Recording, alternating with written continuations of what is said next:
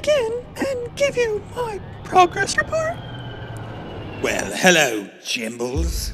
Yes, please don't keep me waiting. My beans can't wait another second. I must hear about the demise of Mikey Mutant, my mortal enemy. Well, please don't get too excited, boss. Unfortunately, I was not able to seduce Mikey as we'd hoped. It seems that his dedication to his marriage and his fear of mannequins was too much. I just wasn't able to bring him under my spell, therefore ruining his marriage, his life, and his career as you'd hoped. Blast! My beans are boiling in the walls. Mikey, I swear on all that is British, you will be my victim. Well, don't worry, Jimbles. I never put all of my eggs in one basket. While you are very dashing for a mannequin, I had hoped he would plant a smooch right on those plasticky lips. After Freudstein failed to kill Mikey in the attack I orchestrated, I made sure to have two potential plans in place this time. Chunky, approach my throne. Oh, hey. Yes, boss. Is it my turn now? Yes, my child. The time is nigh. Tonight, you will infiltrate the VHS Doom rental store, and you will attack Mikey as soon as the VHS tapes are returned to him. Have no mercy.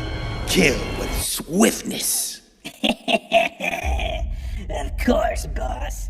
Usually my cousin Chucky is the only dog getting to have all the fun around here. This time, Chunky is coming for ya, bitch. And Mikey, you can't kill me. That's right, my child. Fill yourself with rage. Engorge yourself on my beans. Make Mikey my victim, and you will be rewarded for all eternity. So, you don't need me yet, boss? No, Prince Albert. We're not in need of your services yet. If Chucky should fail, I will call on you to fulfill both your oath to me and make Mikey my victim. Okay, whatever you say, boss. Hey, did you know I fought in World War II? I had a sweetheart back then named Pamela Voorhees. I wonder whatever happened to her. Okay, Albert. Yes, Prince, head back to bed. Mikey, you will be my victim, Mikey. You will eat my beans.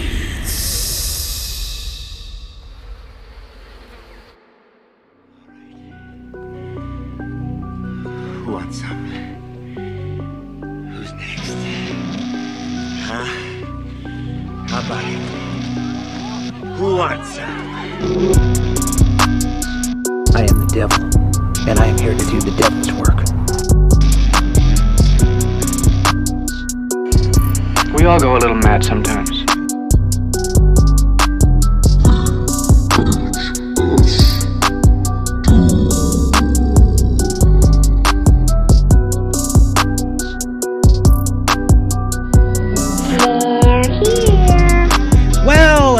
Hello, and welcome back to the very best place that you could be in the entire world, the entire void, the entire, galaxy if you're watching on YouTube, because I have the Wrath of Khan Star Trek 2 playing over here on my nice new TV for y'all's pleasure. So I hope you can see that. If not, you're missing out.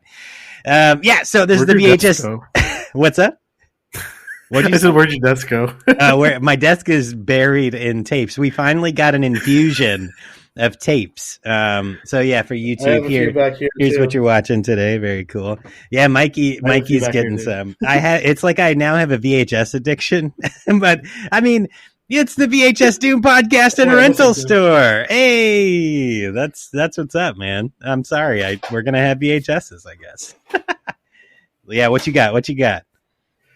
So Jurassic Park's right there. The third one's right there. Oh, nice. Yeah. Dirty Harry, Hard to Kill. Bro, I'm stoked about all of these. I'm gonna play a different one every week. I got Godzilla lined up for probably next week while we're recording. But I gave you the DVD of that, right? You did, yeah, you did. And you know what I did find after we talked about it last week or 2 weeks ago? I found the Night of the Creeps DVD that you gave me. I thought so. Yep. Yeah, it's like this one with the yellow rating on it, right? Yep, I have it. Yep, that was my first DVD I ever collected. Oh, really? Do you want it back? You know what? No, it's good. When you send me the rest of those, I'll send you back Night of the Creeps. That'll be our sitting here in this room. Our 10-year deal. Yeah, cool. Anyway, yeah. So welcome to the VHS Doom podcast and rental store. I'm your humble host, as always, Dylan Crutcher, and we are so glad that you're here joining us again for another dive into the literal mouth of madness. All hail Cthulhu. Into the anus of madness. The anus of madness. Oh, that's huge anus. The huge anus. That's way worse. Way worse. Yeah, so we truly hope you all enjoyed our awesome, what I think awesome, deep dive into one of the best Tom Atkins mustache rides of all time, Night of the Creeps. Shout out to what is it, Movie Dumpster? Were they the first ones? Oh no, who did you credit for the Tom Atkins mustache ride? Movie Crypt podcast from Adam Green and Joe Lynch, the directors of Hatchet and Wrong Turn 2. Yes, so we give credit where credit is due. That's where Mikey heard Tom Atkins. Shout out also the Movie Dumpster. They're an awesome podcast / YouTube channel. Yeah, absolutely. We like them a lot. So anyway, if you haven't checked out that episode yet, head back, check it out today. We also want to thank you all for making our roundtable episode with Matthias the Ill from Mutant City Horror one of the fastest, highest listened to episodes of our entire in like 3 days, catalog. dude. 3 days. 3 fucking days. It had as many listens as like our double feature with Cannibal Holocaust Faces of Death that took months to grow. So yeah, that took like 4 or 5 months to get that. Right, exactly. So y'all are really coming out and supporting the show, and you're supporting the people that we are collaborating with. So we really appreciate you all for doing that. We also, we have we're up to like 53 or 54 subscribers just on Spotify, not including Apple and we're over 700 followers on Instagram, and you guys are really you're really Twitter. Coming out. So on Twitter, we are 517. Yeah, it's wild. Y'all are awesome. We truly appreciate each and every one of you that is listening in. Alfonso, I saw your picture of you giving us a 5-star rating on Spotify. So thank you so much for doing that. You're awesome. If you are one of our subscribers or you're a new subscriber and you're about to hit that subscribe button today, please don't forget to leave us a little star rating wherever you're listening to us, whether that's Apple or Spotify or wherever. Or I'll powerbomb you through a table. I'm more appealing to your sense of, goodness. Mikey's over here threatening you with violence and bodily harm. Oh shit, Captain Kirk. Pro wrestling moves. Some sweet pro wrestling moves. Yeah. Yeah. So, but if you don't mind leaving us a rating, that'd be awesome.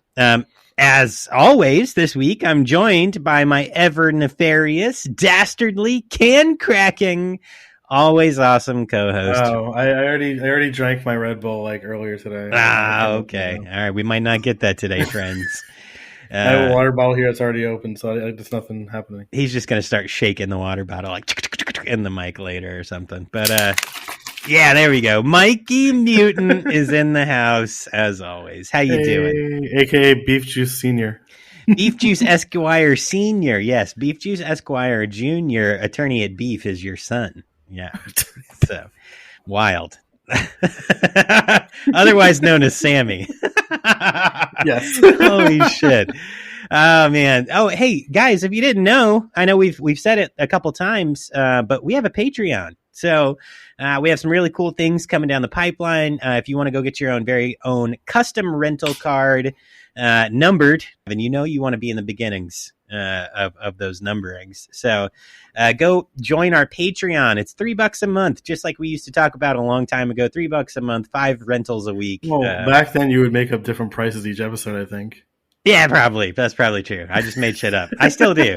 I still just make shit up. But yeah, now it's actually $3 a month, and you become a member of the VHS Doom rental store, and you get your own VHS Doom rental store member club card when you join. Also, at my wife's suggestion, Oh, you changed. Oh, you changed your source, so it started a new track. Yeah, Mikey hit some buttons because sometimes that happens, I guess. And that means that now he's got to go log in, but that's okay. So, so we do have some cool things in the pipeline for that Patreon. At my wife's suggestion, we might send a random VHS to your door.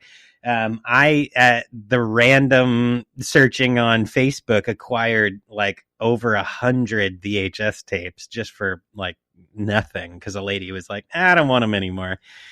So I have a shit ton of VHSs. So if you join that Patreon, likely you're going to get a random VHS in the mail because I think that I have just boxes over here that aren't even on camera that we might just send out. So yeah, that would be cool. So head on over to patreon.com, VHS Doom, give us a search, join the member club.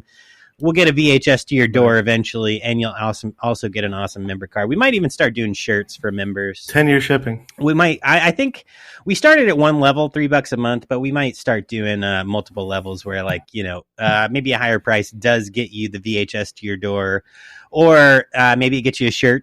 An employee shirt to your door. So we'll see what happens with that.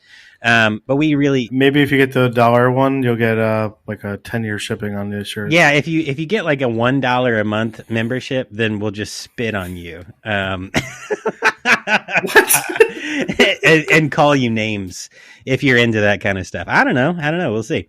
Anyway, yeah. So Mikey's back. Good to see you. Thanks for coming back, buddy. Quick community update here. This is super fucking exciting. So David Sandoval, who came on a few episodes ago for our first community room artist introduction, his comic book project titled Serum, which is on Kickstarter. Is it Kickstarter? Yeah, Kickstarter, not GoFundMe. I can't remember which is which, but it's Kickstarter for him. He had a goal of $1,000, dude. He's passed $15,000 in donations. That's so awesome. It's amazing. So thank you all. Anyone who listened to went and checked out the Kickstarter and the Project Serum. Anybody who donated, we as a show donated. So if you guys fucking have purchased a shirt or you have joined our Patreon, you actually donated to David's project. So over $15,000 raised on a $1,000 goal. His next stretch target is like 18,000. So if you haven't gone and checked it out, go check it out. Donate what you can. He's got some really cool rewards for people who join the campaign. So yeah, help out. We love supporting artists, and we would like to think that we did a little bit of a part of helping David reach his goals in that project. So go check it out. All right. Now, fuck, I don't know. I'm a little worried here. So we have a very interesting update for you guys this week. Balthazar is here in the store with us today, it's been very rare lately. He's been working a lot of jobs for Ice Pick. He hasn't had much availability. I haven't had him on the schedule much. So I'm kind of wondering, like, bro, you look a little sad. What are you doing here? Did you finally kill off all the old ladies in the San Quentin Tarantino State Prison? Well, no. I needed to be with my friends today. Why, buddy? We're not friends. Mikey, that's rude. What's going on? Oh, well, he wasn't supposed to know that. Despite Mikey being mean, my little demon heart is broken. Oh no, did she fucking die finally? What? No! Sorry, dude. I mean, she's like fucking 90. I don't know. It was just a guess. No! Oh my god, never scare me like that. As you know, I put a hit on her. As you know, Ice Pick and I have fallen madly in love. Her bloodlust, her toothless gummy mouth, and her beautiful personality have put a spell on me that I can't even begin to describe. That is fucking disgusting. That's absolutely disgusting, dude. Mikey, what do you think about a gummy mouth, huh? Well, the thing is, my first wife, who I left when I started seeing Ice Pick, well, she isn't letting me see the kids. Like, I haven't seen little Beelzebub or baby Mike for a month, and it's really hitting me hard. What? You have a kid named Mike? The fuck? Yes, he's named after the Dark Prince himself. Mikey? Like this Mikey? No, The Dark Prince. I don't know. I just don't know how to cope, man. I just don't know how to cope. Dark Prince. Bro, I'm a little confused. I don't know. I didn't know Balthazar had a kid named Mike. This is really tripping me out. I didn't know there was a Dark Prince with my name. Yeah, well, I guess. Are you the Dark Prince? You'll never know. Oh shit! Fuck. Okay. Well, anyway, I'm sorry, dude. I guess sometimes our actions do have consequences. So you cheat on your wife with a 90-year-old woman, and yeah. Well, my ex said if I left a dirty human, who she said is way too young for me anyway, that she would let me see the kids. It's just gonna be. She'd let me see the kids again. Oh well. So are you thinking of splitting up with Ice Pick? No. She's the light of my life and the fire in my loins. We also already put a hefty deposit on the Titty Twister Bar and Grill for our wedding reception. Oh, actually, that sounds pretty fun. Mikey, you think you'd go to that? No. No? I have my own little announcement. I put a hit out on both of them. On both Balthazar and Ice Pick? Bro, yeah. We'll see what happens next week. Cool, man. What the fuck? You'll never know when it's coming. Oh, God. Oh. Well, okay. I hope you figure all that out, dude. You keep us updated. I don't know. I mean, I might come to the wedding reception though. I heard Tom Savini goes there sometimes. Oh yeah, I'm friends with Tom, but he probably wouldn't like you guys. What a man, Balthazar's such a dick. Oh, anyway, Mikey, I did want to say I've missed you. I missed you, buddy. I'm sorry about the Danny Mint stuff a few weeks ago. There's a fucking lot of beans, bro. Like a lot. Too many beans. It was disgusting. So many beans, and I just put them all over. My clothes still smell like British people and beans. And like, to be honest, like Ice Pick loves beans, and we just rolled around in them and made sweet. I mean, it's easy when you don't have any teeth. So. Sweet, passionate, wrinkly love all night long. Gum jorbs. God damn it. I can't do that. Okay, anyway, if you haven't, please go subscribe. Dylan's gonna vomit, guys. Wherever you're listening to the podcast. Help us out with a rating. Goes a long way to support the show. And we get to keep writing stuff like that. So check out the merch store, vhsdoom.com. Scroll all the way to the bottom. You can see a link to the merch store. We got some cool shirts on there. One day, who knows? I'll update it. I don't know. But we have some cool ones if you haven't checked it out yet. And we do want you to come on the show. So if you're a band, you're a director or an actor, and you're promoting a project, and you want to do a collaboration, that would be awesome. Maybe, I don't know, you have a podcast. We want to talk to you. That would be great. So, yeah, that's all the pandering notes we have for today. And that's our update from Balthazar Doom, who apparently is marrying a 90-year-old woman for the gum jobs. Okay, so Mikey, how you been, buddy?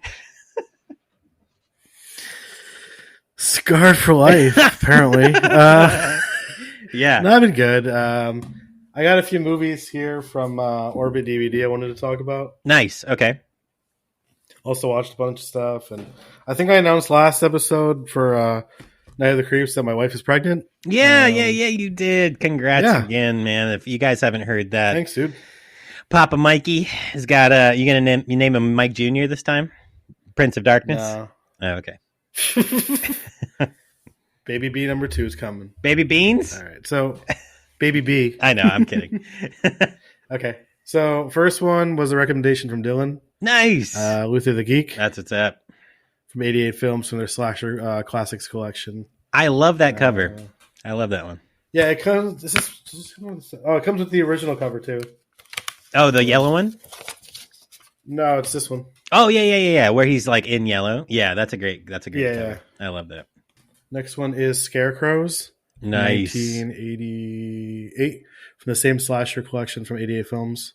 Okay. It's a really good one. I watched both Luther and that and another one I'll talk about in a few minutes. The First Power with Lou Diamond Phillips. I've never seen this one, but I've always wanted this one. And Paul from Mutant City said this is a good one. So okay. That's what's up. Soon.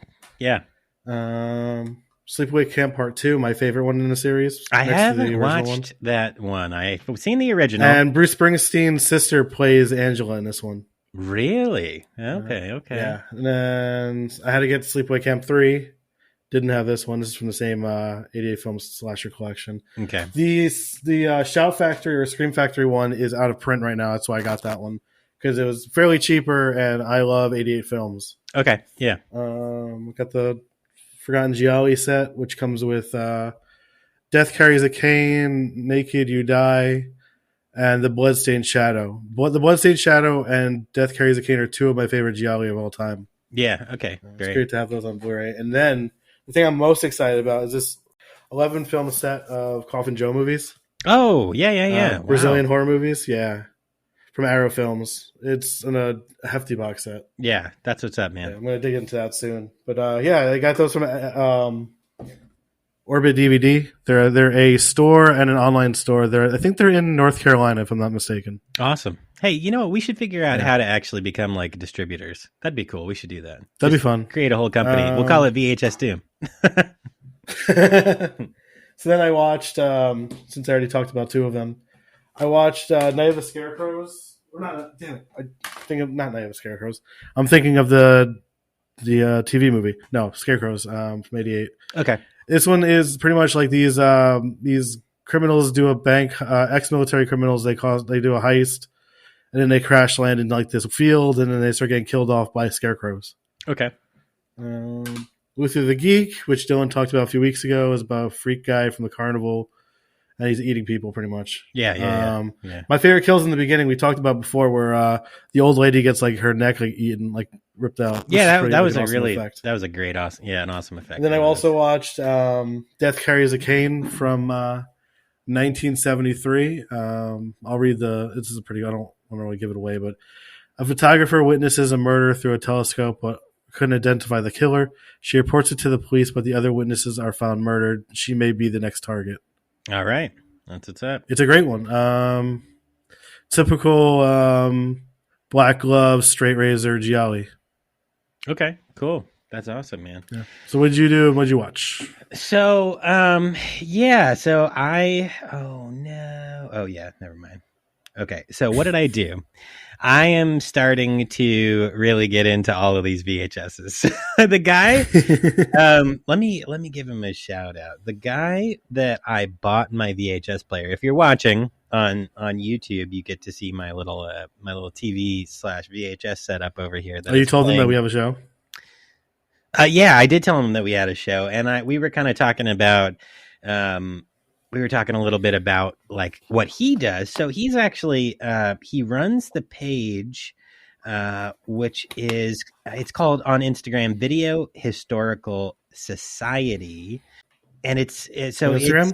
It's video _historical _ society _ and it's it calls himself the VHS OA, so the Video Historical Society of America, but he's based out of Richmond, which is where I live, RVA.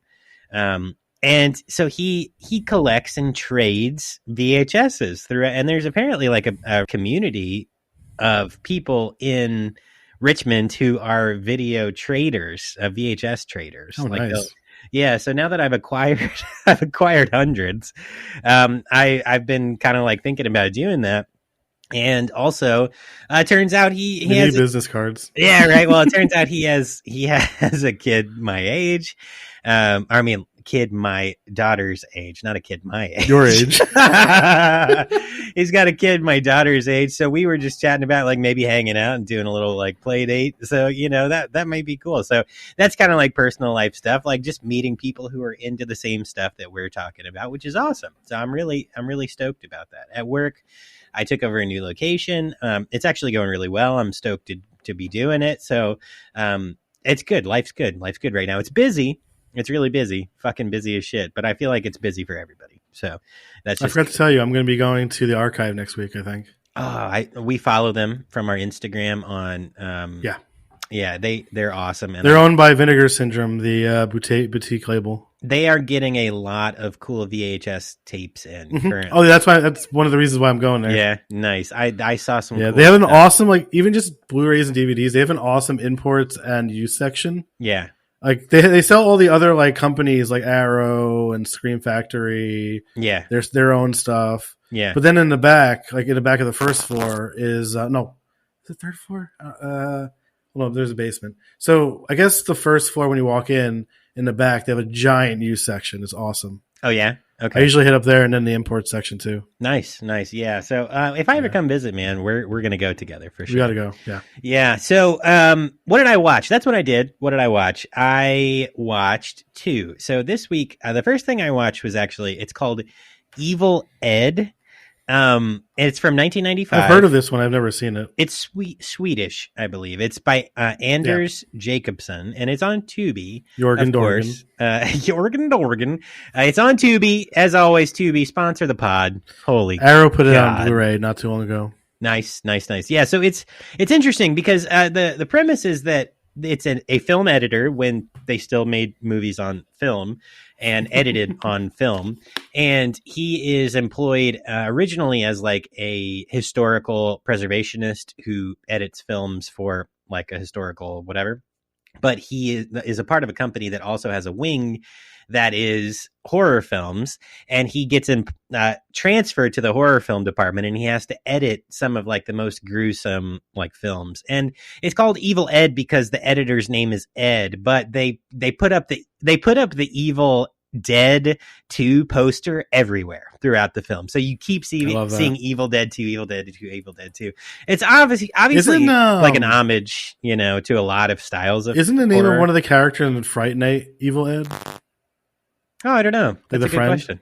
I think the friend's nickname is Evil Ed. Is it? You might have to look that up. But yeah, I don't know off the top of my head.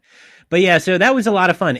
They have some like monster movie elements in there. They have some like slasher elements in there. They have some like grindhouse gore elements. And this guy just goes nuts. Like he goes crazy and loses it. He tries to kill his own family. He kills his boss. Like there's a lot that happens. So definitely worth a watch. I would definitely suggest going to check that out. The second thing, so I've kind of made, I don't know if I'll call it a commitment, but I'm told myself that on a weekly basis of the 2 movies that I watch, I'll watch something that I just want to watch, which Evil Ed was. And then I want to watch something that is kind of an independent, small budget film. So we can give shout outs to small independent directors. So yeah, this week I watched another movie that was called Sammy Slick Vampire Slayer. And that's a 2023 independent film by a director, written and directed by a guy named Chris Leto, on a budget of $4,000. And it is a Tubi movie. And it was an Indiegogo campaign. Tubi sponsor us. Yeah, Tubi sponsor the pod, man. Come on, get it together. Do it. Yeah, even Mutant City Horror, on their last episode, they're like, I don't know why they haven't, or maybe it was the 49th episode. I don't know why they haven't sponsored VHS. Dude. Shout out to them celebrating their 50th episode. Yeah, shout out MCH. Happy 50th. You guys are awesome. Keep it up. Also, that Sam Curtin interview is a lot of fun. It's always fun listening to like a group of Australians. I need to see Blood Hunt. I haven't seen it yet. Dude, Blood Hunt. What is sick. Where can I find that? Take a guess. Tubi?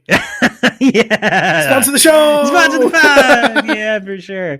So yeah, that's on Tubi. Blood Hunt is a lot of fun. I really enjoyed watching that. But anyway, so back to Sammy Slick, Mr. Noisy over there. Stop tapping your microphone. No, I wasn't. I opened my blinds so I could see if the exterminators are coming. Okay. The exterminator's coming for you. So, yeah. So Sammy Slick is not it is fun. It is obviously like someone's first feature length.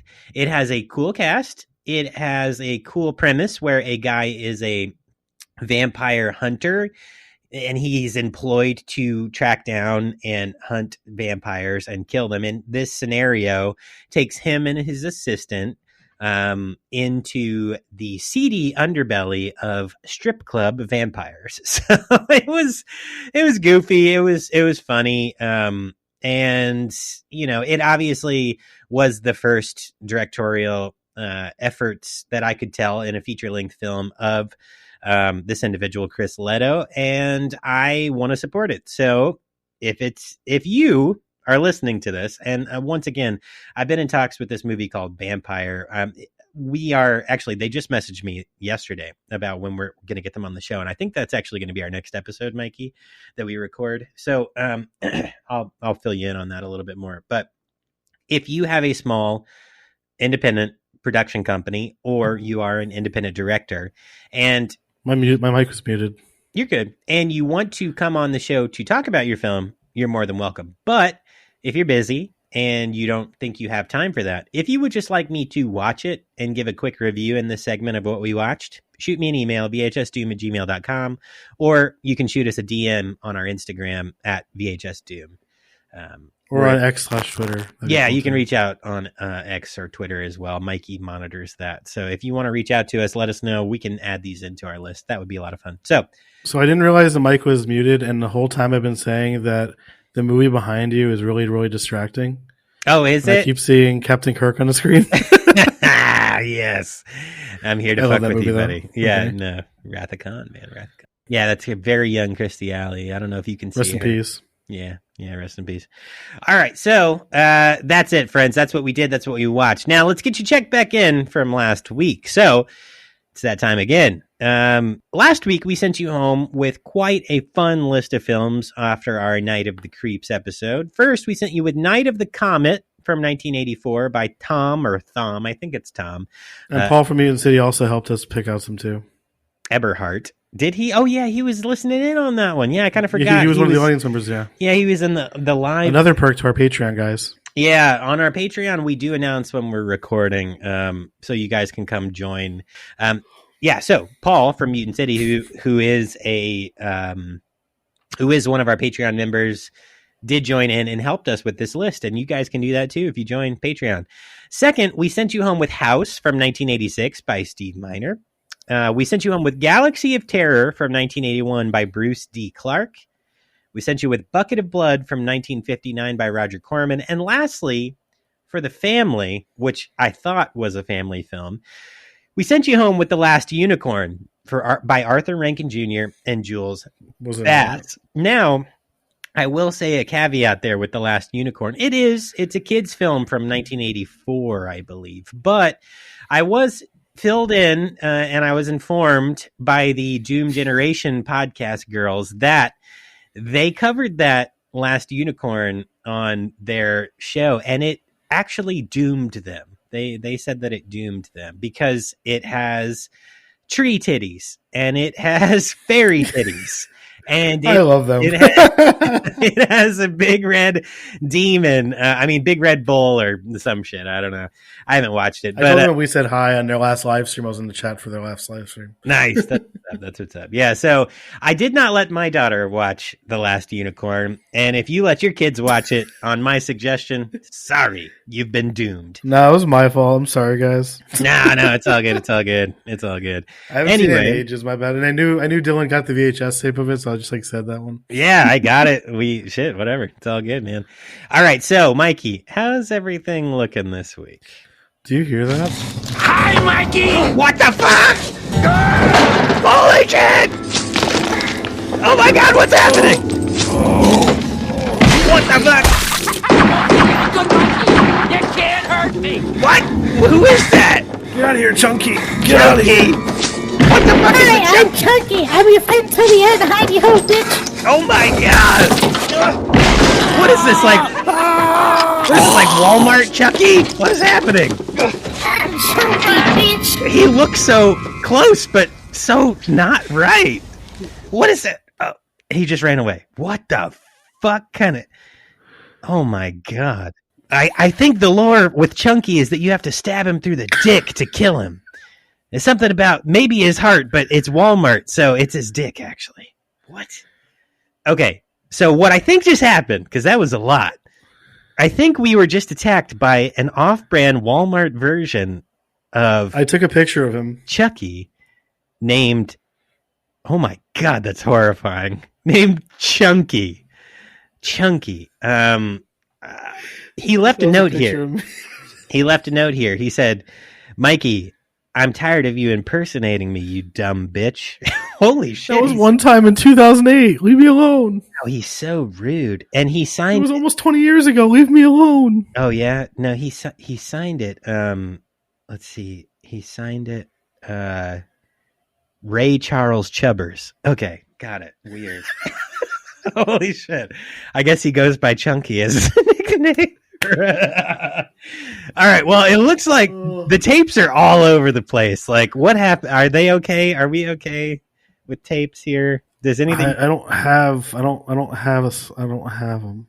You don't have them. Did he take them and run with them?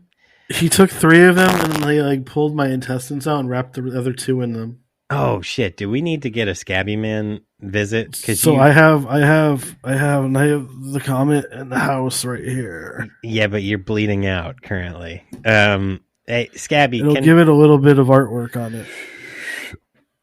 Oh, yeah, he's all better. You know, we haven't had Scabby Man visit in a long time, so new listeners might be confused about that. So, our dear friend, Lord and Savior, Scabby Man Christ, is a demon, a sleep paralysis demon that has visited frequently our good friend Jimmy Pukes from the Dab of Death podcast. My other podcast. Yeah, so Jimmy brought Scabby Man into existence, and we were inducted into the Scabby Man universe. The Scabbyverse, if you will. The Scabbyverse, if you will. And we truly appreciate that. And this SCU. Yeah. The SCU. Oh, that's awesome. Instead of the Hulk, we have the Puke. Yeah, we have a lot. We have a lot of stuff going on. But yeah, so if you haven't heard, he should be. So Jimmy's going to be. He's probably going to come on soon, I think. Oh, he wants to come on and do something with us eventually. Once he's like traveling through the void, trying to find his own place right now. So gotcha. Okay, well, so that's kind of the story of Scabby Man. Have 2 people shit or not, can we? No, definitely not. So Scabby Man is really kind to us. He used to stop by more frequently and check in. He hasn't in a while, but Scabby Man is awesome. He burps. He brings Mikey back to life here and there, and he'll do it for me sometimes too, which is great. He possesses me multiple times throughout the show, usually. Yeah, but not. He hasn't spoken in a while, but we're gonna blame that on Balthazar's awful gum job experiences and the titty twister reception. Anyway, Gum Job Experience with Balthazar is our side podcast. So I don't know why I have to keep saying these kind of things. If you were the one who let in the off-brand Chunky doll, don't do that. Don't let living possessed dolls into our store. That's a rule. It's on the board. I've already creeped Dylan and me out really badly. I've written that. It's really big. It's in bold. That's in Sharpie on the wall. Don't do that. So if you did that, I will cancel your membership if I find out it was you. So don't. Thank you. I guess let's get started. We're going to go ahead and press play on the, I don't know, would you call this one of the like pillars? I feel like they're like, you know, like the mainstream pillars of horror slashers. Is Chucky in? I'd say so. I mean, is he one of the pillars? Horror Twitter likes to talk about it a lot. Horror Instagram does too. Yeah, it's a cool film, so I get it. And he's pretty iconic. So yeah, there he is. So we're going to talk about one of the pillars of the slasher golden era. Actually, he was really towards the end of the golden era too, but especially the sequels are in the 90s. Yeah, but the original was in the golden age. So we're going to jump right in. So go ahead and press play, friends, on this this fun. Press play, bitch. You're never going to get me, Mikey. Let's press play on a good time.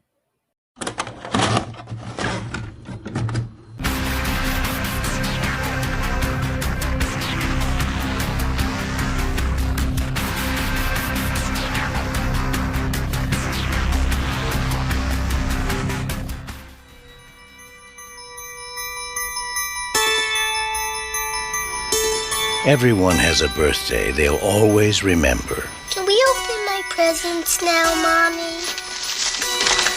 A good guy! I knew it! I'm Chucky. He's something, isn't he? This is Andy's. Time for bed, Andy. Good night, baby. Good night, Aunt Maggie.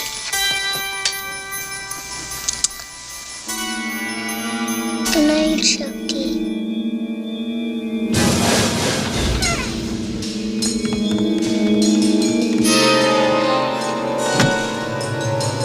Everyone knows most accidents happen at home.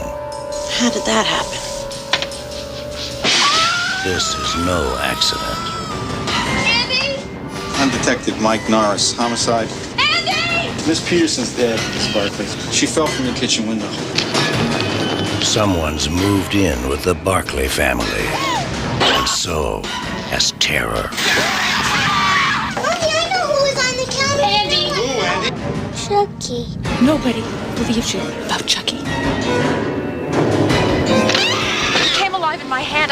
Oh, for God's sake. Why won't you believe me? Because I'm sane, Mrs. Barclay. Sane and rational. No one believes the truth.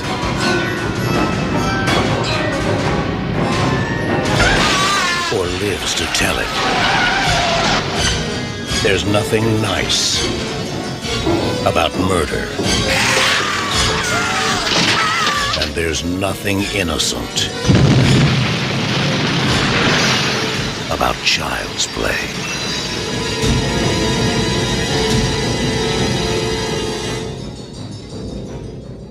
All right, cool. Mikey, why don't you go ahead and start with the back of that box, buddy? A struggling single mother unknowingly gives her son a doll imbued with a serial killer's self-consciousness. Okay, that's it. And the director of this is Tom Holland, one of my favorite directors and writers. Yes, absolutely, absolutely. Okay, cool. No relation to Spider-Man. No, it's not his dad. Unlike Baby Stooge, who's my dad is Stooge. So Child's Play. Like you, remember? I don't know. He's a bad father. That's what it is. Child's Play is a 1988 American supernatural slasher film that's directed by Tom Holland from a screenplay that he co-wrote with Don Mancini and John Lafia. Am I saying those right? I think so. Yeah, you said Mancini, right? That's what's up. And it's based on a story by Mancini. It is the first film in the Child's Play series and the first installment to the feature character of Chucky. It stars Catherine Hicks and Chris Sarandon with Sarandon. Thank you. With Brad Dourif as Chucky.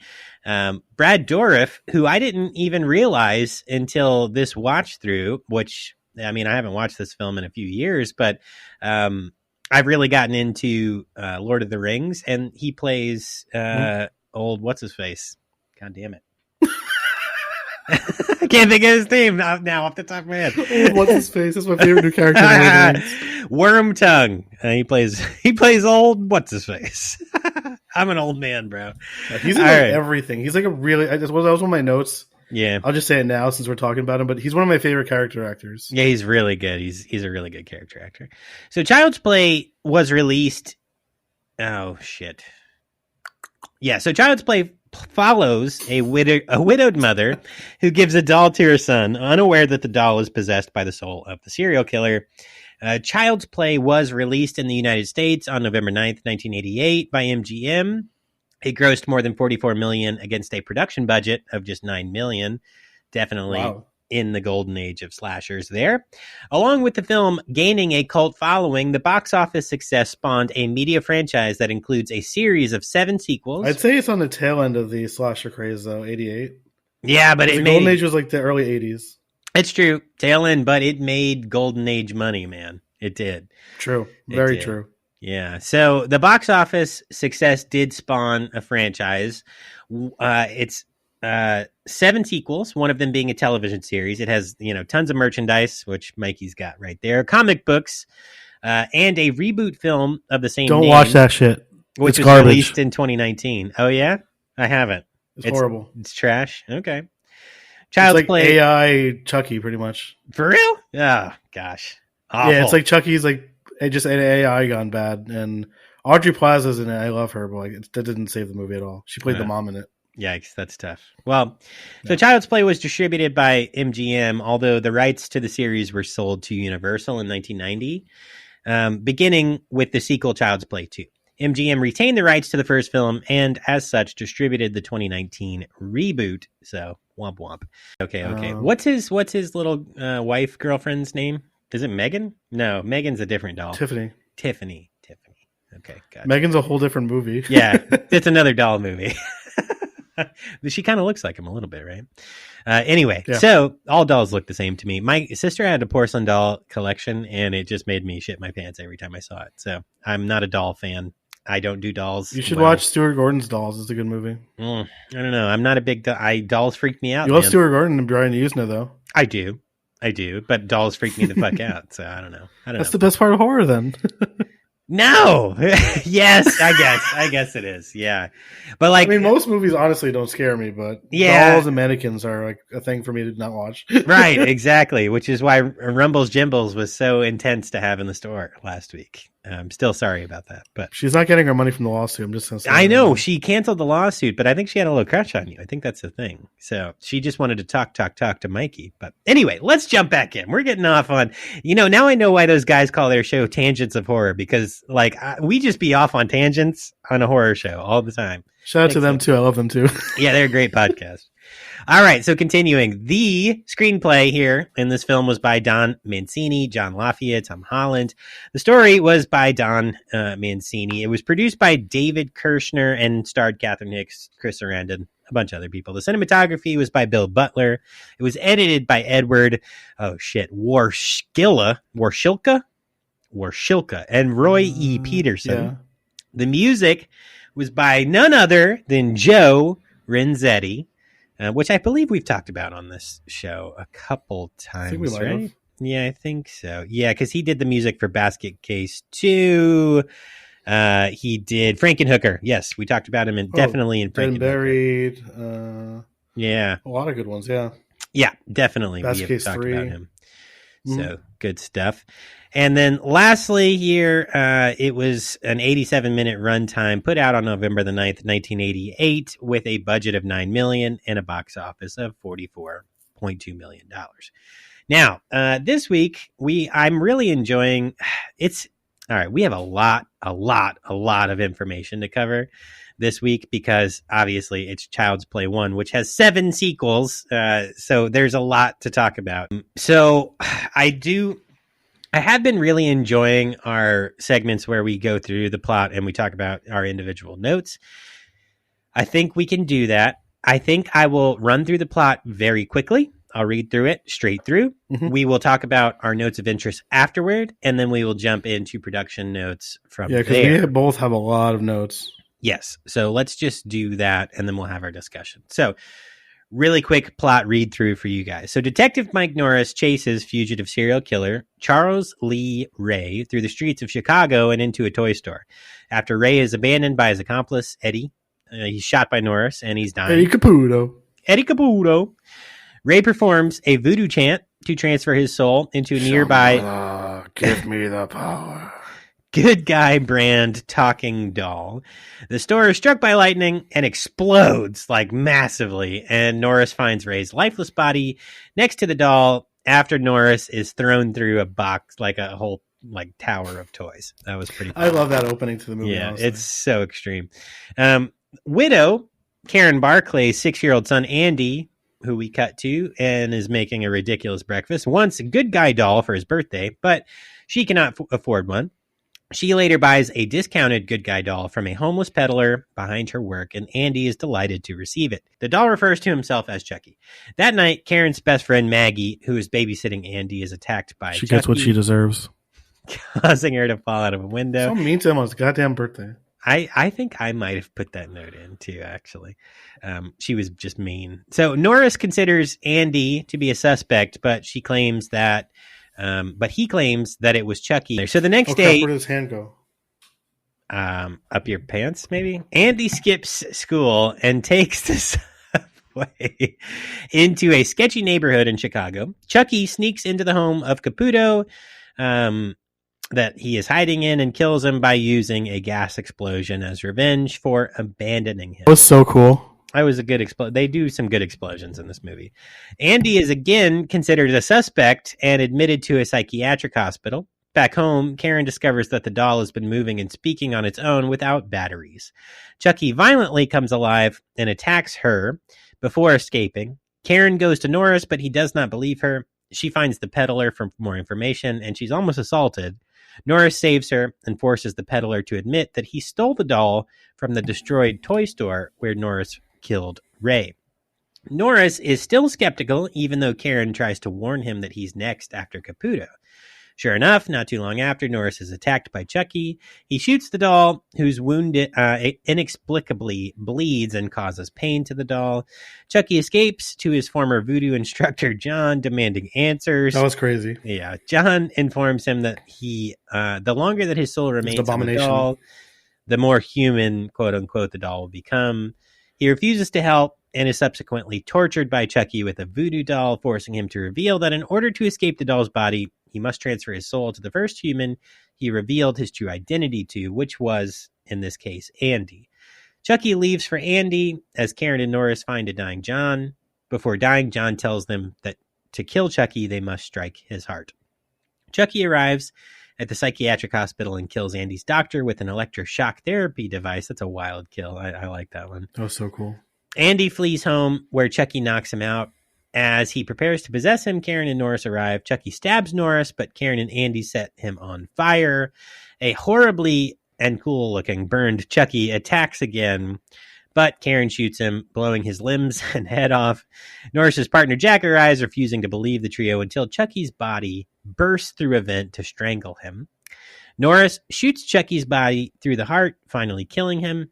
The group leaves to get Norris to the hospital as a traumatized Andy looks back at Chucky's remains. The video pauses and then it ends. All right, cool. So, Mikey, kind of like, let's go in order, but what kind of early notes do you have? Brad Dourif is one of the best character actors ever. That was the first one I had. I miss toy stores like that.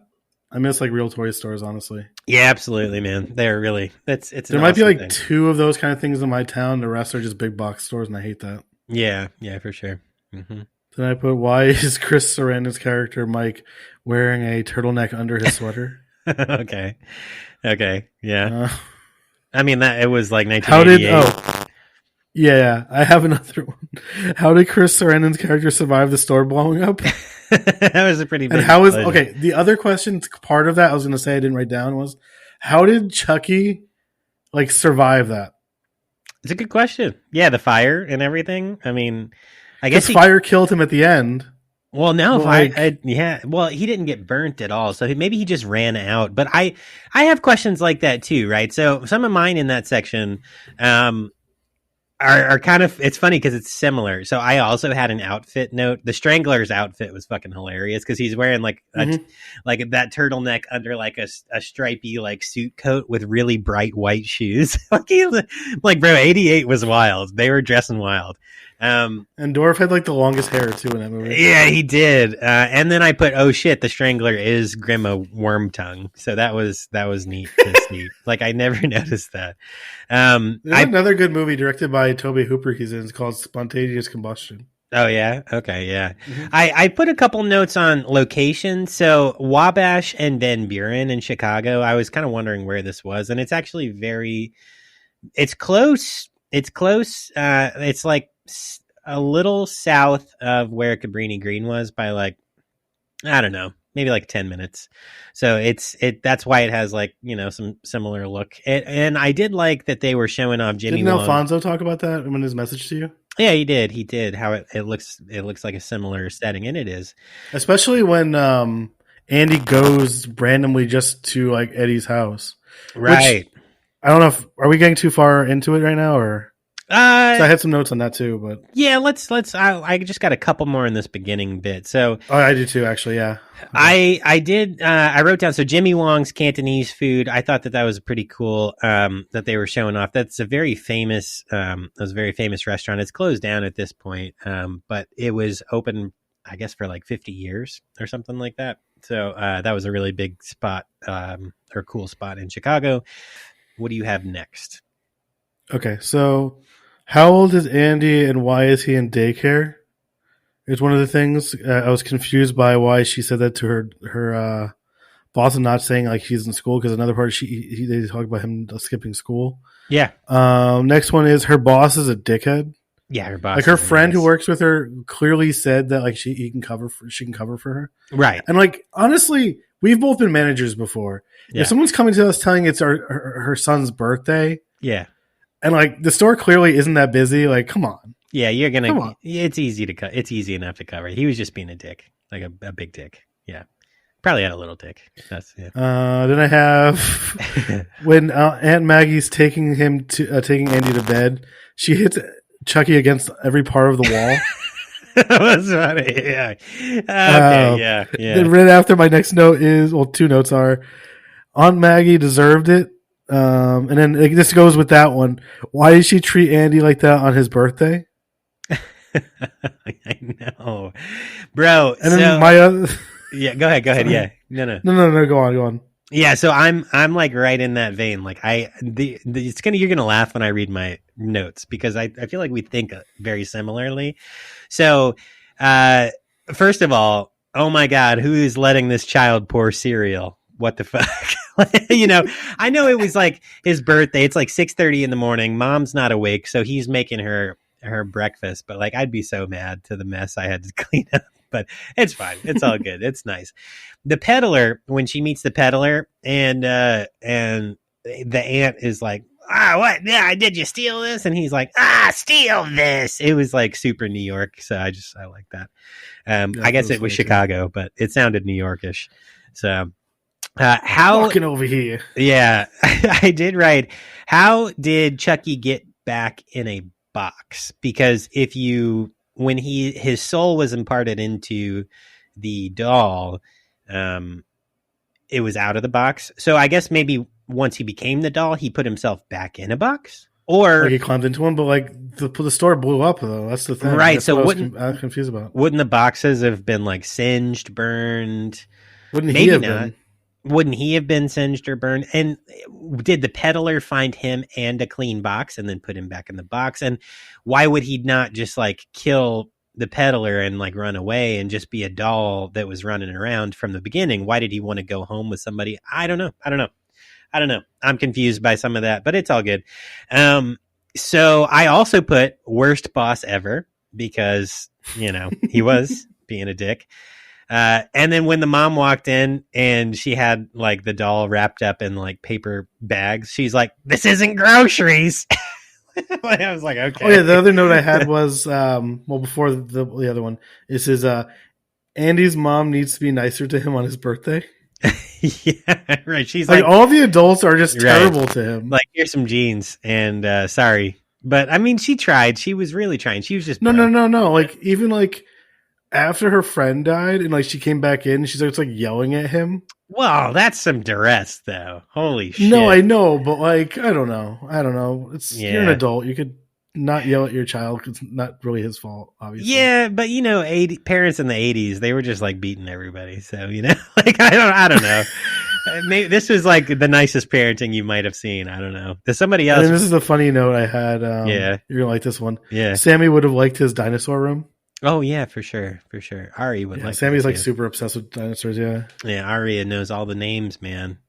It's funny because like she'll be like, "Nana, what dinosaur is this?" And my mother-in-law is like, "I don't know." And Ari's like, "Parasaurolophus," or like Pachycephalosaurus. And I'm like, "Yeah." He does the same thing. He'll be like, "No, it's a Pachycephalosaurus." Like, what? Right? Like, dude. Okay. He'll know ones that like I don't even know. Yeah. There's a dinosaur thing coming to the convention center. We're gonna try to go to.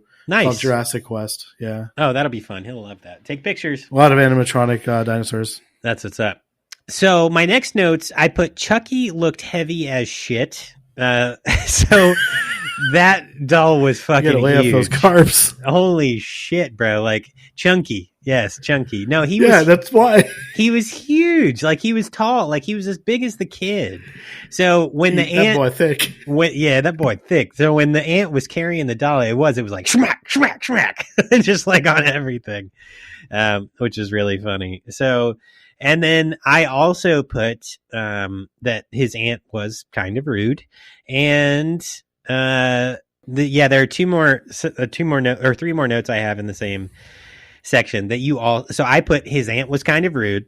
I said, I'm not going to lie. I feel like she kind of deserved this. And I said, holy shit, that's the loudest phone ever. So like when she's like sneaking around looking and then the phone rings, it was like so stupid loud.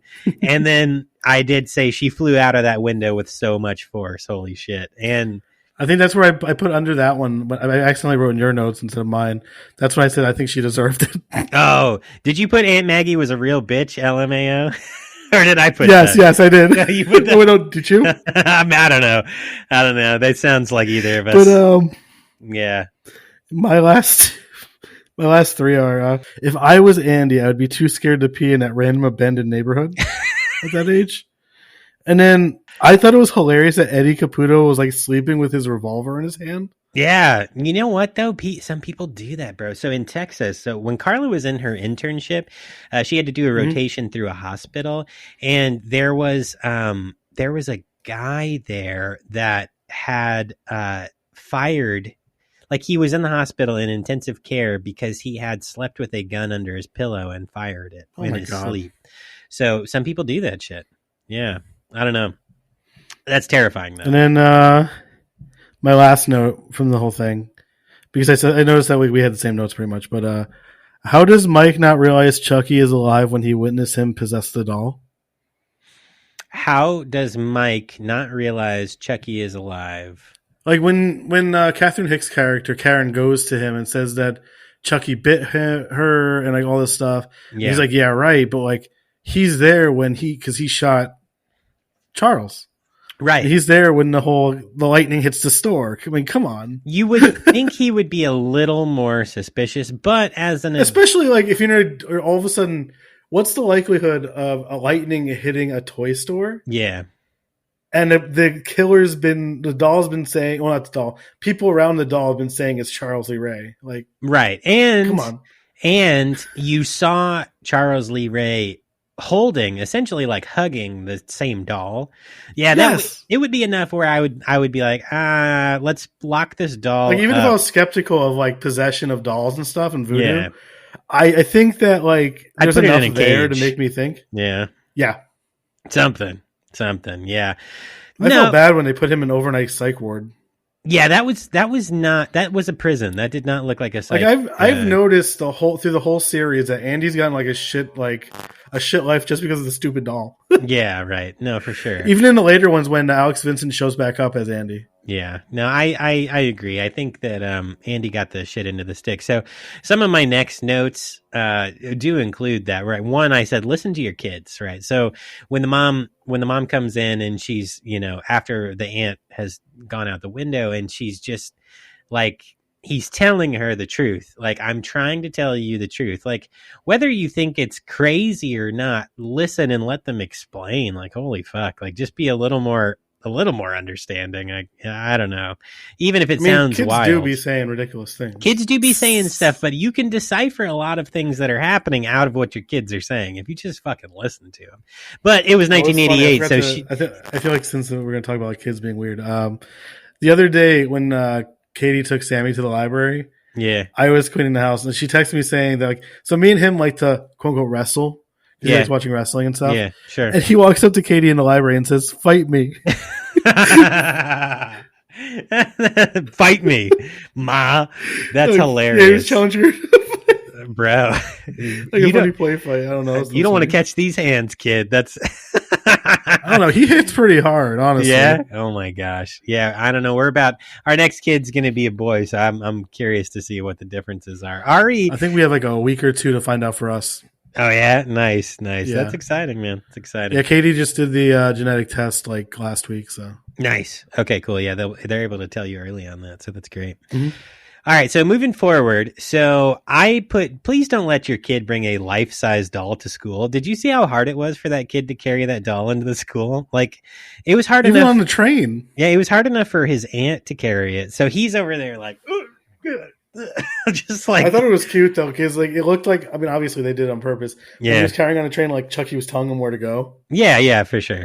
No, that was cool. I think the last note I was covering, like, no one notices and no one cares that the kid's alone on the train. Like, just pay attention. And I don't know, if you see a kid alone on a train, say something to somebody. Maybe.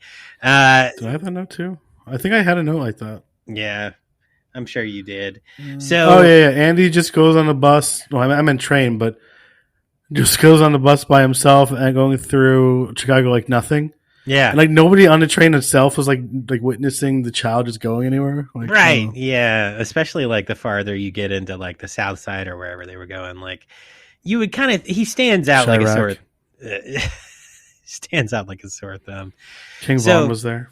When the cop says, and so my notes skip quite a bit ahead because I really just got into watching the film at this point. So I will say, when he was there with Chucky, yes, the taking the piss in the hood, that was kind of funny. And then also when Chucky blows up the house, that's a cool explosion.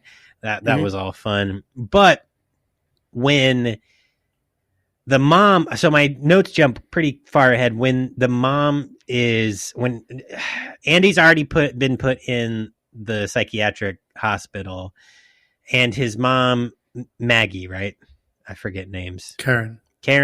Why did I think Maggie? Karen. I don't know. What a Karen. Her real name is Catherine Hicks, and she's from Seventh Heaven. Seventh Heaven.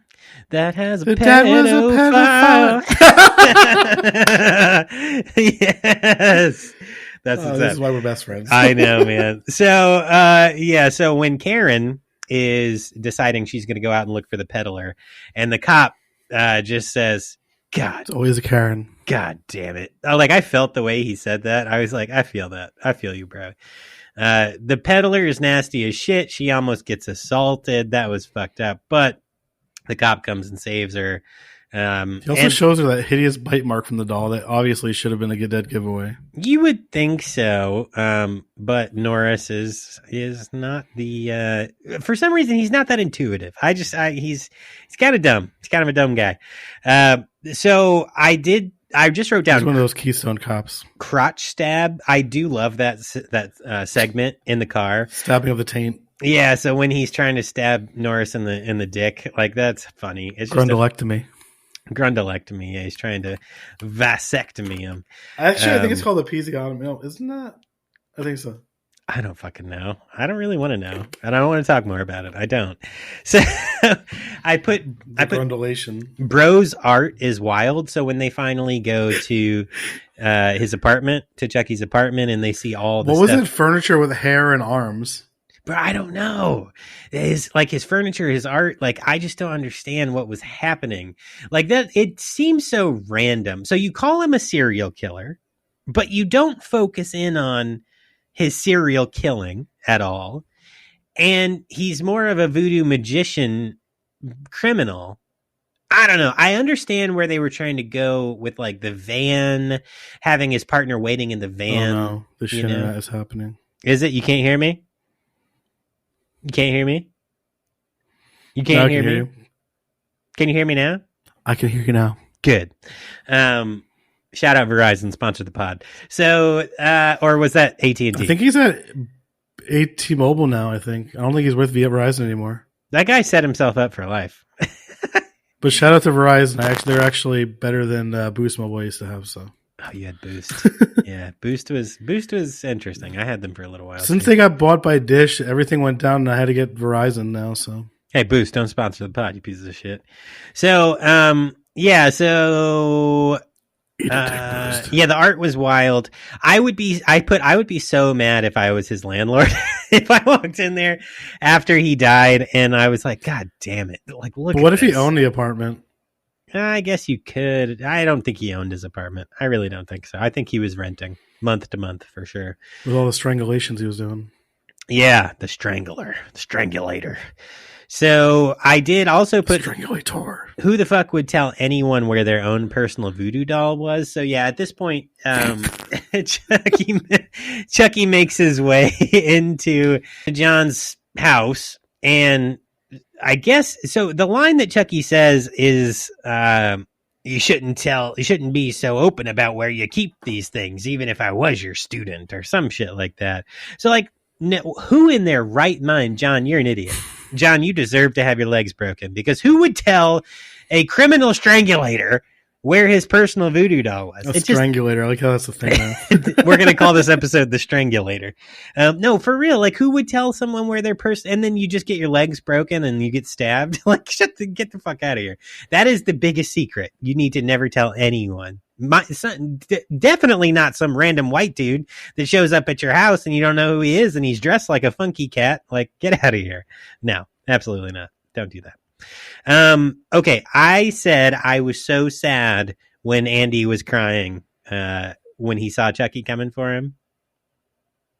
Shit, did I lose you? No. I thought you were still reading. Sorry.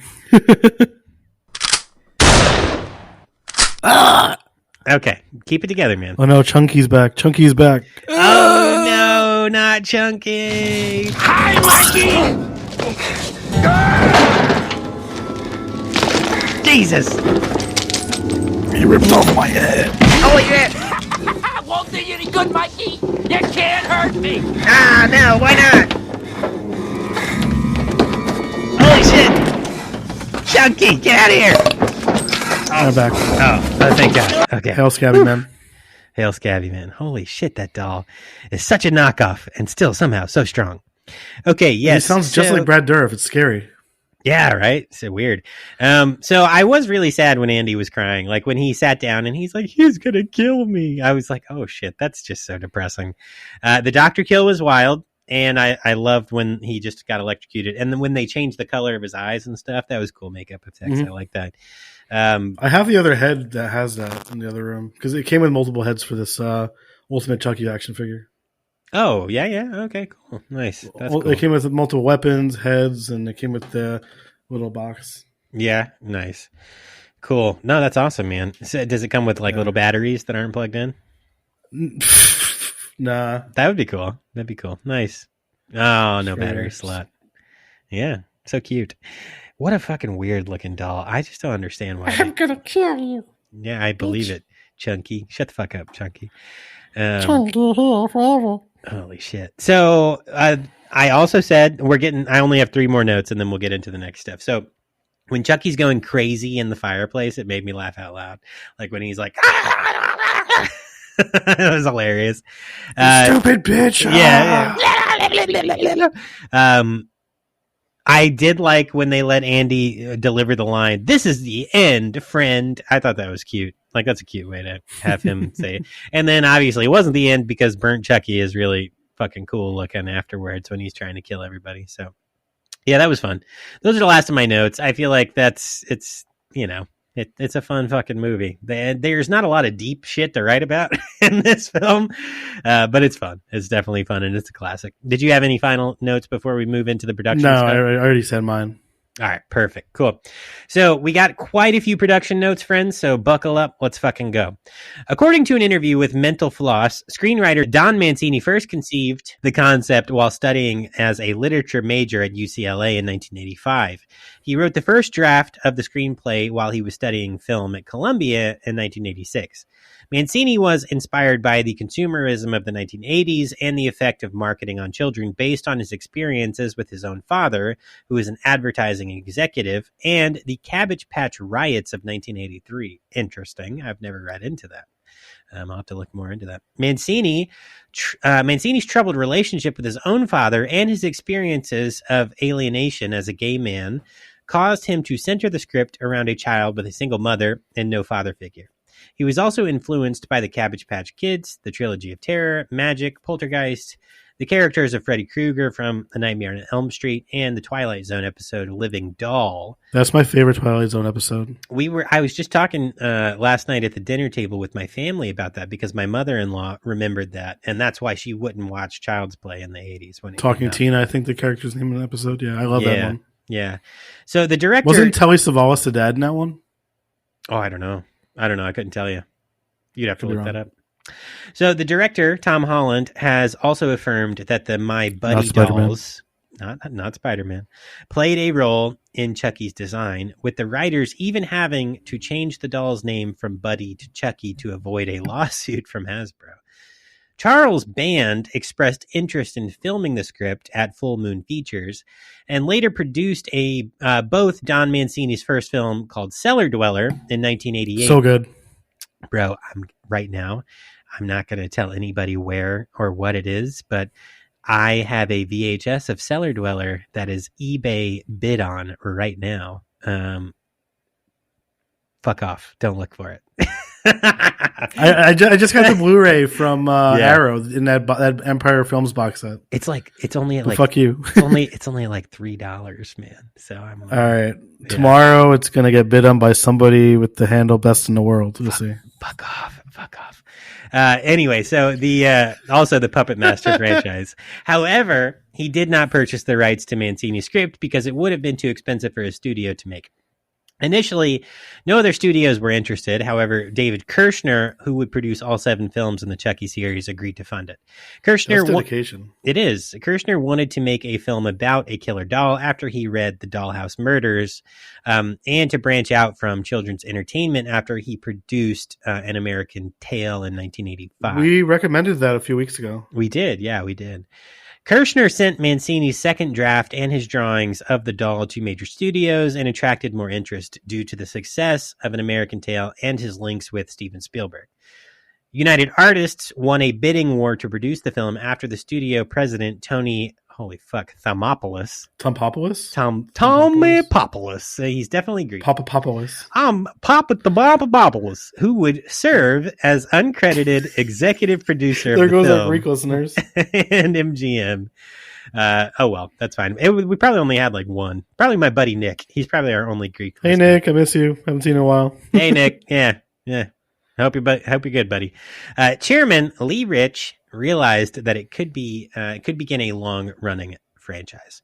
Now, some notes on the writing of the film. There's probably more about the writing than anything else. So once again, buckle the fuck up, everybody. That is hilarious. And so we talked about Steven Spielberg before, and your next note is about the title of another movie that Spielberg produced.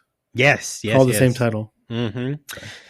So Mancini's original script was titled Batteries Not Included, with the title later changed to Blood Buddy after it was discovered that a different film with the same name, as Mike just mentioned, was being made. Honestly, Blood Buddy sounds cool. I will say it does, but Batteries Not Included would have been a great title. I don't know. I'm glad they got the name that they did. It would have featured a doll filled with fake blood that would allow it to bleed if played with roughly. Interesting. And it would have started coming alive while Andy was asleep after he mixed his own blood with the doll's. What the fuck? Okay. Fuck yeah, that's all. I want to see this movie now. The doll would have represented Andy's subconscious rage caused by his parents' divorce and his single mother's frequent absence from the home. Wow. Can Don Mancini make this soon? Like, what? Right. This would have been so dark. And it would have targeted Andy's enemies. The third act would have had the doll trying to kill Andy and his mother so that it would not have to go to sleep while Andy was awake. Interesting. Mancini's original script would have been a whodunit story, which dealt with the effect of advertising and television on children. Mancini's original script was also written to toy with the audience a bit longer, making it ambiguous whether Andy or Chucky was the actual killer. I really like that premise. That's cool. So although Kirshner enjoyed Mancini's script, he did demand extensive rewrites because he feared that having the doll be a manifestation of Andy's subconscious anger would make the protagonist too unsympathetic to audiences. He also believed that parents would not be willing to buy their children a doll that bled. Yeah, it would be a mess. That's true. As a parent, I'm like, nah, I'm not buying that for sure. MGM was not confident enough in Mancini to allow him to do the rewrites. So Kirshner hired Tom Holland to rewrite and direct the film based upon Steven Spielberg's recommendation from his work on Amazing Stories. So Holland then came up with the idea that the doll would be possessed by a serial killer. Kirshner named the new character Charles Lee Ray based on Charles Manson. Oh, God damn it. Why is it written Charles Mansion? I was just going to ask you that. What the fuck? Okay. That really fucked me up. All right. So I'm going to start the sentence over and that's getting cut out because it's really annoying. But hey, Charles Mansion. Shout out. Okay, so Holland came up with the idea that the doll would be possessed by a serial killer, and Kirshner named the new character Charles Lee Ray based on Charles Manson, Lee Harvey Oswald, and James Earl Ray. He was a Fed. Mm-hmm. He was a Fed. The Feds killed Kennedy. Absolutely. It was actually Lyndon Big Dick Johnson that did it. Ray... Baby Johnson. Big Dickie Johnson. Ray and his accomplice, Eddie Caputo... Look it up if you don't believe me. Lyndon Johnson had a massive Lee Harvey Oswald was a communist too. Dick, and he used to pull it out and slap it on tables. Dick Johnson. Ray and his accomplice, Eddie Caputo, would be based on the Hillside Stranglers, Angelo Buono Jr. and Kenneth Bianchi. That's a crazy story. If you haven't gotten into that story before. Have you guys done that one on the... No, not yet. On Dab? That's a good... We haven't done any major serial killers just yet, but I think we will. Nice. Okay. All right, so continuing. So Holland had trouble coming up with a new plot for the film and how Ray's soul would possess the doll in the story. Holland ultimately quit the project in order to direct Fatal Beauty in 1987, and MGM nearly canceled the entire project. However, Kirshner and Laura Moskowitz hired John Lafayette to complete the new script after he responded to their request to the William Morris Agency. In Lafayette's rewritten script, Charles Lee Ray's soul would have been transferred to the Buddy doll after being executed by electric chair. Interesting. As the doll was being manufactured on an assembly line. The script featured the doll factory where Buddy was produced, which would be recycled for the second film. Now, Lafayette wanted to direct the film himself, but he was turned down because he had never directed a feature-length motion picture, and the studio sought an experienced director for the production. William Friedkin, Irvin Kershner, Robert Wise, Joseph Rubin, and Howard Franklin were all approached to direct. Rubin and Franklin were both nearly hired, with Franklin even doing rewrites on the script. It's unknown if any of his contributions made it into the film, although he's not credited. Rocky Morton and Annabelle Jankel were attached to co-direct together and started penning rewrites themselves, but then they were dismissed after Jankel became pregnant. Ugh, rude. With Rimble's jingles. So Holland was finally rehired because it took so long for them to figure this shit out after he completed Fatal Beauty. And he performed a final extensive rewrite on the script. Holland's screenplay moved the setting from a middle-class suburban home to a working-class urban apartment in either Chicago or New York. And it changed Karen from an advertising executive to a department store clerk. And it identified that Charles Lee Ray had transferred his soul to the doll via voodoo magic with the help from Damballa. Although Kirshner and Mancini both disliked the voodoo subplot. Which is Haitian voodoo. Right. This would be the screenplay used for the film. Holland argued that his final rewrite was so extensive that it was completely original from earlier drafts of the film and attempted to claim sole credit. Wow, what a dick. Lafayette and Mancini disputed this, and a Writers Guild of America arbitration panel ruled that the three should share credit, with Mancini receiving a special, quote, story by credit. Lafayette later accused Holland of rewriting the film merely to claim sole writing credit, and he claimed that previous versions of the screenplay had been better. He, Holland, and Mancini also disputed which of the three was most responsible for creating the character of Chucky for the rest of their lives. Wow. Bro, don't be dicks. Just work together, guys. Come on. All right, so some casting notes. Auditions for the roles in the film began in November 1987 at the Hollywood United Methodist Church. Interesting. Holland immediately cast Chris Sarandon as Detective Norris after working with him on his first film, Friday Night, in 1985. Jerry Dandridge. Yeah. Catherine Hicks was hired as Karen Barclay on the recommendation of Leonard Nimoy. Shout out Leonard Nimoy right over here.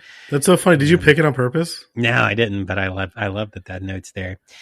Who worked with her on Star Trek for The Voyage Home in 1986. Holland considered hundreds of children from across the United States for the role of Andy Barclay. Despite his lack of acting experience compared with the other two finalists, Alex Vincent was cast as Andy Barclay in his second audition after he convincingly pretended to forget his lines in order to avoid cursing in front of his mother. Interesting. Wow, what a good kid. All right, so John Lithgow was considered to play Charles Lee Ray before Brad Dourif that would have been really good, considering he was really good at the Trinity Killer in Dexter. I know, that would have been interesting. That was the best season of Dexter, by the way. Just saying. It was the last season of Dexter that I ever watched, actually. In my opinion, yeah. That's the one you need to see at the end, yeah. Yeah. So, so that was after. So Brad Dourif was hired after Holland worked with him in Fatal Beauty. Ed Gale was hired to play the body of Chucky, although ultimately he only appeared a few times to supplement the animatronics. Initially, the voice of Chucky's doll I just saw a clip of that, actually. Did you? Okay. Mm-hmm. Yeah. So it was going around on Twitter the other day. Neat. Yeah. So initially, the voice of Chucky's doll form was intended to be a simple electronic overlay similar to ordinary toys with sound chips. When this was deemed infeasible, John Franklin was hired to record the dialogue. And when Dorff was initially unavailable to record Chucky's voice because of his involvement in Mississippi burning. Goodness. After negative screen testings, Lafayette and Holland decided to recast the role, only to find Dorff was still unavailable due to his involvement in spontaneous I just said that movie. Combustion. You did, yes. I love that movie, honestly. So then they cast Jessica Walter to voice Chucky on the basis that Mercedes Cambridge had voiced Pazuzu in The Exorcist. All right, whatever. God damn, there's a lot going on with this film. I'm surprised they got a lot of rewrites, recasting. I'm surprised they got this shit made at all. Right? It's like a Friends project. Who knows who? And I Like You Better. And you're busy. 75 people played Chucky. Apparently, Jesus Christ. Okay, we're almost through this. Later, Walter's recordings were discarded when Dorff returned to the film. Unlike Walter, part of Franklin's performance remains in the film, though a scene in which he appears as a human television presenter dressed as a good guy, a scene which was shot after his replacement. So filming. Principal photography began on January 7th, 1988 and wrapped up on March 5th, 1988 with a budget of between $9 and $13 million.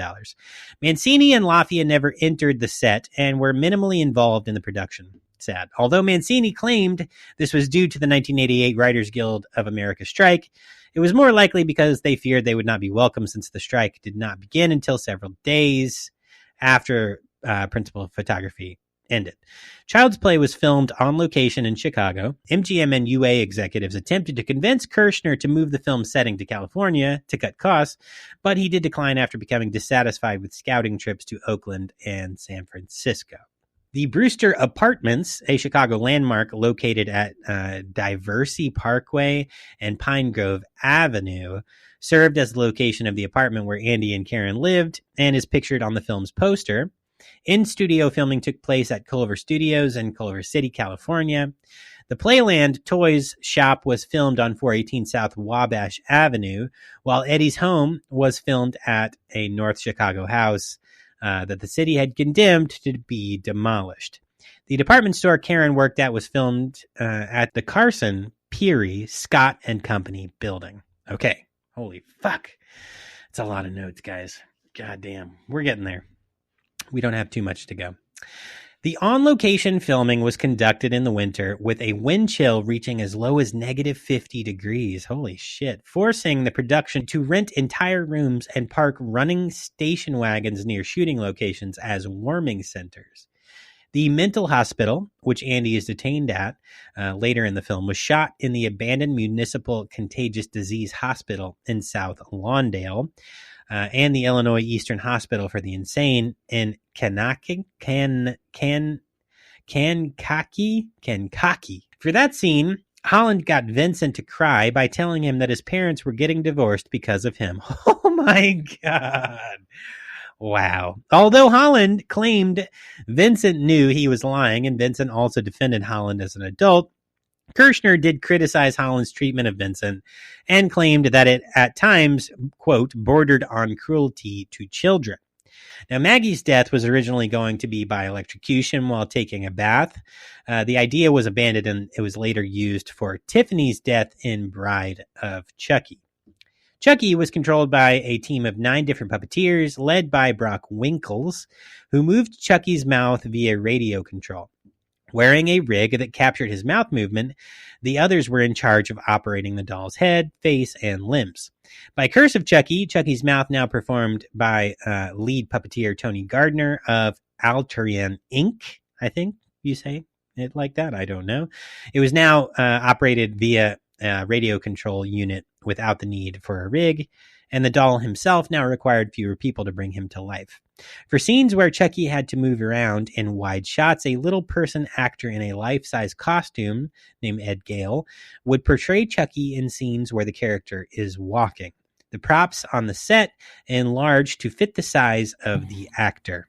For visual effects, The film used various ways to portray Chucky, including radio-controlled animatronics operated by up to 9 puppeteers, extras of short stature, and child actors. Kirshner initially hired Chris Wallace to handle the puppetry for the film after his work on Gremlins in 1984, but he quit in order to direct The Fly 2 in 1989. After Rick Baker declined to act as Wallace's replacement, Kirshner put Kevin Yager in charge of the puppetry for the film. Various animatronics and cosmetics were used for every scene.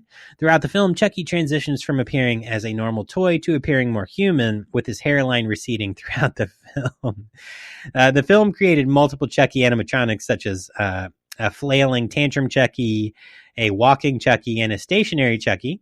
Gale claims that the filmmakers were not sure how well the animatronics would work and shot most scenes with both him and the puppets. All right, and that is all of the production notes that I cared to put in, and that's enough time of me reading. Now we're going to hold off for a few minutes, and we're going to see when Mikey comes back here, or if he comes back. 2,000 years later.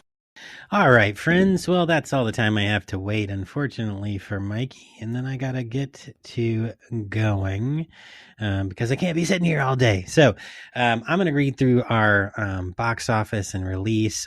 We might or might not get through our reviews today, but this is a hefty episode with a lot of details, so we're doing the best we can here. So, really quick on the box office and release notes. The film was heavily promoted for 3 weeks before its release through television spots, and it emphasized audience reactions directed towards 12 to 20-year-olds and intended to position Chucky as the new, quote, terror icon.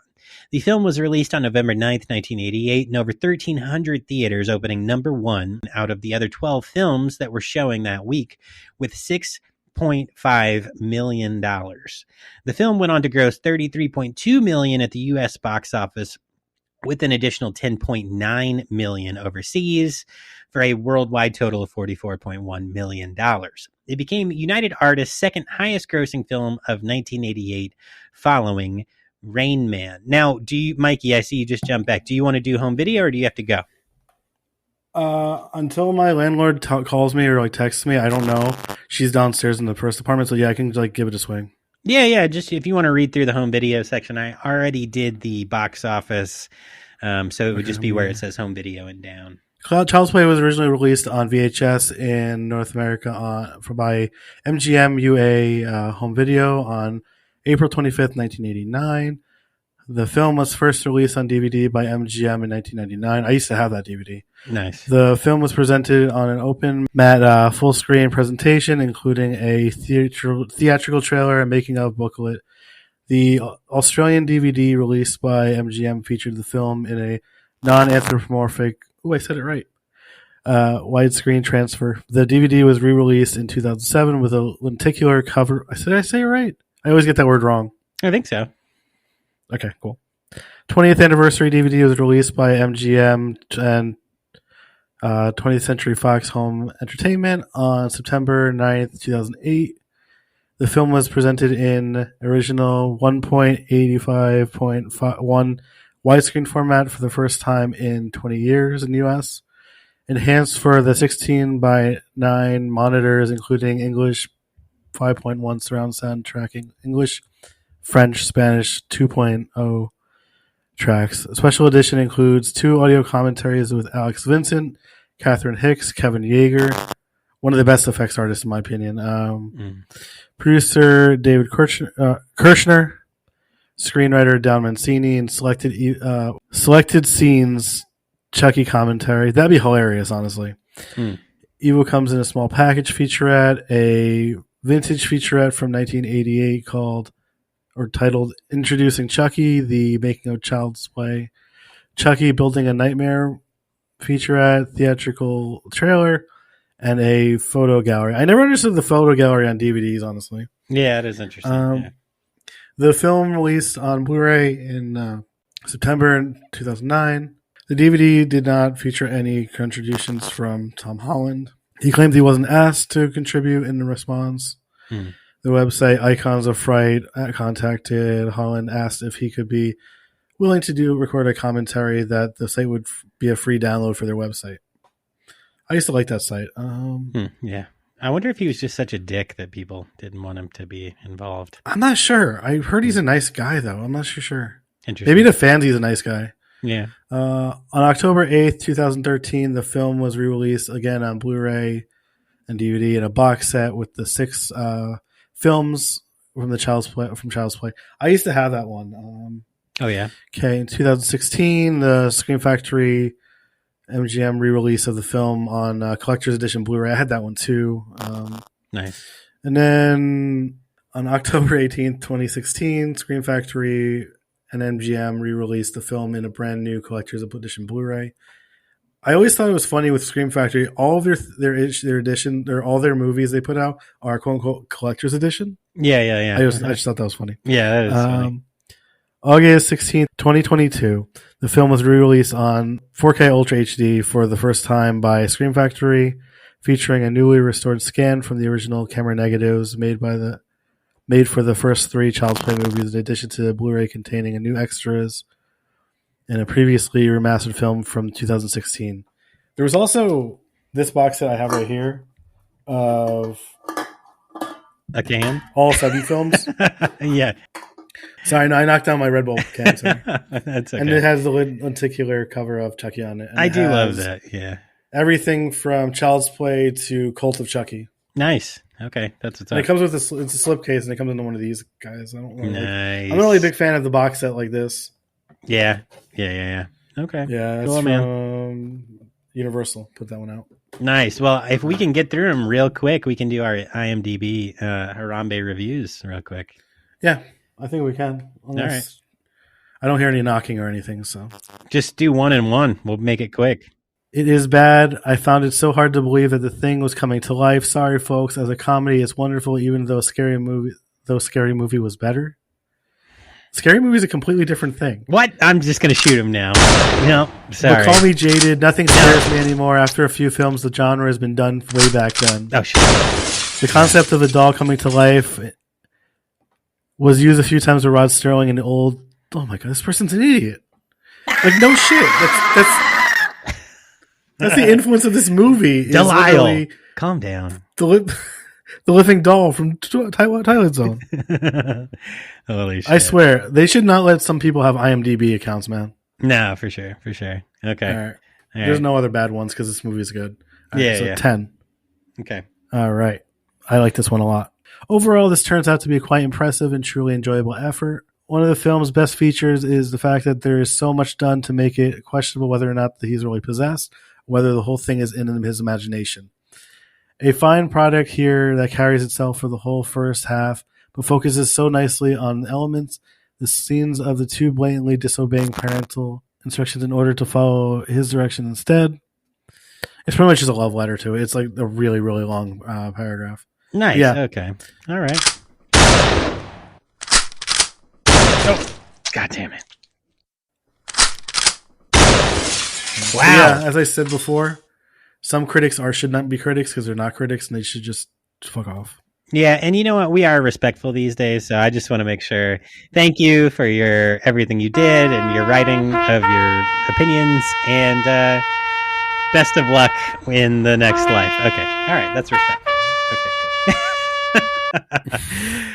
Awesome, cool. Well, that's it. Isn't it? Yeah. With the okay, never mind. What? No, the controversy section, would that just be on the second one, how it was blamed for a killing in England? No, it was the protesting. So I don't think we're going to have time to jump into it, but on like a real high level. Maybe if we do if we do another episode on the whole franchise, we could get into it. Yeah, for sure. Because it was during the initial release, there were protesters at MGM because they thought it would incite violence in children. But unfortunately, we're coming up on... They do this with everything, with like Silent Night, Deadly Night, Maniac, Ghoulies. Yep. mothers were afraid that their kids would get scared by a monster coming out of the toilet in the trailer. Yeah. Like these parents, like as a parent myself, I find it ridiculous. Yeah. That these people do these things. Yeah. It's just how about not let your kid watch what you don't want them to watch? Exactly. Just don't let your kid watch it if it bothers you so much. Right. You don't need to censor everyone else because you can't parent your kid or whatever. It's wild. Exactly. Yeah. All right. Well, friends, that's it. We're going to get the fuck out of here on this one. It was a ton of fun and it's a classic. It's one of the pillars of the, the most famous slashers of all time. Chucky is definitely, I'd say on the Mount Rushmore of mainstream horror franchises. Yeah, Mount Rushmore of mainstream horror. Chucky definitely has carved his place into that mountain. It's little straight razor. His little tiny butcher knife, straight razor. No, this is a straight razor. Oh, is that a straight razor? It. Nice. Yeah, that's why I have it in his hand. Gotcha. It came with other weapons like the ruler from the second one, but I like this one the best. All right, so everybody grab your popcorn, grab your candies, grab your soda pops. This week you're going home with some dope ass flicks in a list that was curated for you specifically by Mikey fucking It was just VHSs Mutant. I had in the room at the time. Oh, nice. All right, cool. So I don't have the synopsises on these, but this week you guys can go check them out for yourself as you go. Don't tear these up, please. We don't want to keep buying more VHS copies, guys. Come on. One of them is a comedy, and the three of them are action movies. Nice. That's what's up. So first, you're going home with Universal Soldier. Yeah, from 1992. Is the first Universal Soldier Jean-Claude Van Damme? You did it. You said Rob Van Damme. No, but yeah, Jean-Claude. I did. God damn it. Shout out to Rob Van Damme. He's awesome. He's liked some of our posts before. Oh, yeah. Shout out, Rob. Hey, I hope you He's still got it. He's still wrestling. It was so awesome. Still a badass. That's from 1992, directed by Roland Emmerich. We're sending you home with Kentucky Fried Movie. Hilarious comedy from the 70s. I meant to put 77, but I accidentally put 97. 1977. Okay, nice. Oh, dude, The Punisher from 1989. The one with Dolph Lundgren. I have the VHS right here. Yes, by Mark Goldblatt on that one. Let's see it. Mikey, if you're watching on YouTube, here's Mikey's VHS copy. This was my dad's copy. He gave it to me when I was younger. Seriously? Yeah, with Dolph Lundgren looking badass with not blonde hair finally. Yeah. Yeah, he went. Under Siege, the one with Seagal. Nice. Universal Soldier right here. Nice. I found this for 99 cents at the thrift store. Also Dolph Lundgren, right? Oh, hey, yeah. Shout out to Dolph Lundgren. Actually, this week or last week, I saw a post from him on Instagram. He just got his U.S. citizenship. So congrats to you, buddy. That's very cool. He's a scientist, too. Yeah, he seems like a nice guy. Oh, Kentucky Fried Movie. Hilarious comedy from the 70s. That looks to be in very good condition. Nice. Yeah, these are all from, I got to go, but I'll talk later. You're good. Last ones, friends. Right. So we're sending you with Under Siege from 1992 by Andrew Davis. And lastly, for the kids and the family, Alice in Wonderland from 1951 by Clyde Geronimi. Geronimi? I don't fucking know. Mikey put it together. It's probably Italian. Nah. All right. Give us your money. All right, friends. So next week, I think we have a real big treat in store for you if nothing changes. So I believe next week we are going to schedule an interview with the crew from the Vampire movie, which is an upcoming independent horror film, feature-length film. So we're really excited to talk to those guys. If everything works out. If for some reason it does not work out, we'll have something random and fun put together for you. We'll let you know about that when it comes. But for now, that's what we got. Our shout outs this week. I'm shouting out, as always, my buddy, Mike, the Bearded Villain 83, who just keeps making awesome content for us. Thank you, buddy. You're awesome. Let's get you on the show soon. Got to shout out the Mutant City Horror Podcast, both Paul and Matt. They had an awesome episode where they just recorded with Sam Curtin and a bunch of his cast members from his films. So if you haven't checked out the films by Sam Curtin, he's an Australian director. Blood Hunt, very, very cool. There are a few, Slaughterhouse Killer, I think, and then the last one, I can't remember off the top of my head, but go check out his films. They're really cool. Also, I wanted to shout out the Vampire film. Hopefully we can get them on. And David Sandoval, man, I hope you're happy. You're killing it, buddy, so keep it up. If you ever want to come back on the show, let us know. Mikey shout-outs this week because he had to run a little bit early.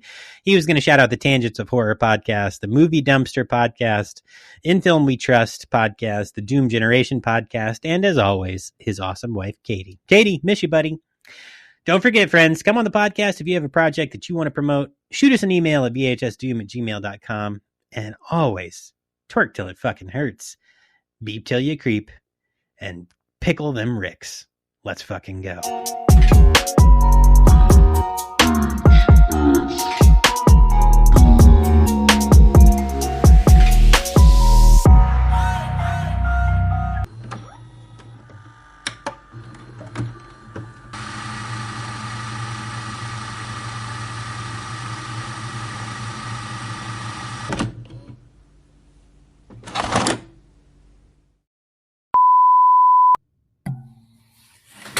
Oh my god.